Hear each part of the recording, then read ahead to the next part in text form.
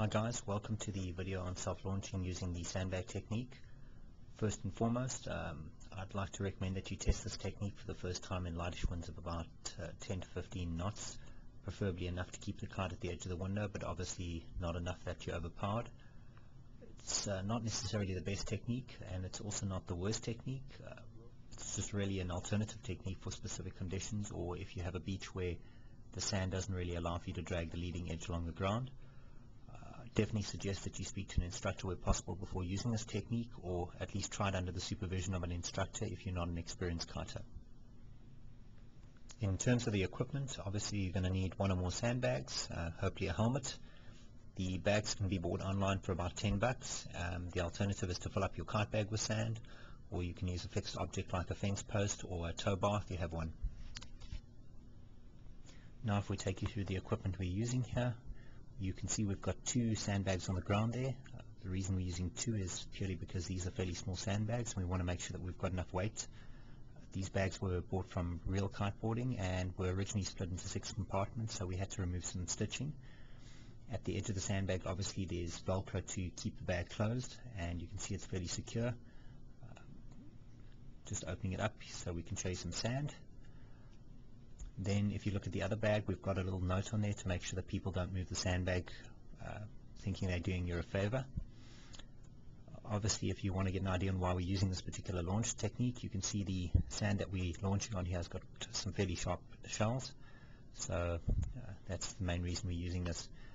If we move now onto the kiteboarding equipment, you'll see that there's a carabiner attached to the chicken loop. That's just purely to allow us to clip in, clip out. Obviously the kite has to be at max D power, and in the distance there you should be able to see that the kite's sitting at the edge of the window right now. For those guys who are a little bit concerned about their kite getting dragged away in a gust, one of the options that was put forward was to attach a leash onto the flagging out line connection. So most kites these days should have a single flagging out line connection, which should allow the kite to be flagged onto a single line, and you can just attach a sandbag to that. Here we've got an alternative option for sandbags. If you happen to have a kite on at the beach, obviously being in the right position, you can use something like this. Here we have another alternative using a fence post, pretty much the same sort of result. And of course, just to annoy some of those guys out there who don't wear helmets, don't forget your helmet. Now that we've finished going through the equipment, let's move on and start with the step 1, which is self-landing. The reason I'd suggest that you start with the landing as opposed to launching is that we're not 100% sure that this technique does work with every single kite, and at least with self-landing you have a chance to land the kite at max D power and actually see how it behaves at the edge of the window. To land the kite, just take it slowly down towards the edge of the window. What you really want to do is don't just drop it down onto the sand. It kind of defeats the purpose of bringing it down softly. So let it touch the sand, and at the moment it touches the sand, immediately put it onto the leash. You will notice that it does move slightly back in the window, as you can see it doing now. So don't be too perturbed if it looks like it's going back a little bit into the power zone. And once you've done that, you can then start with the process of clipping your chicken loop onto the sandbags. Obviously you want to make sure that you clip your chicken loop in before you unclip your leash. Once you've got your leash clipped in, you can run down one of the front lines to the kite and just pull it down onto the sand. For those of you who are worried about self-landing in very gusty conditions, here's an example of landing in some fairly gusty conditions. You'll notice the kite moving around a lot as long as you're holding the bar. The key thing to remember here is that the kite will only stabilize when you actually let go of the bar. So if it looks like it's moving around a lot, don't worry about it. Just let go of the bar and it'll stabilize.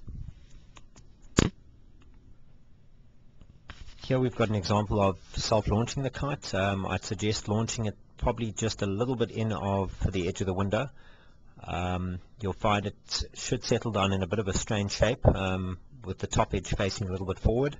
Once it's done that, you can actually run your hands down one of the front lines, move all the way down to the bar, and obviously the first thing you want to do is clip your leash in. And once you've got your leash clipped in, you can then undo the chicken loop and clip that onto your harness. Once you've got that in place, Because it's sitting slightly further back than the edge of the window, you probably want to move a little bit towards the edge of the window, and then just take off and you're done.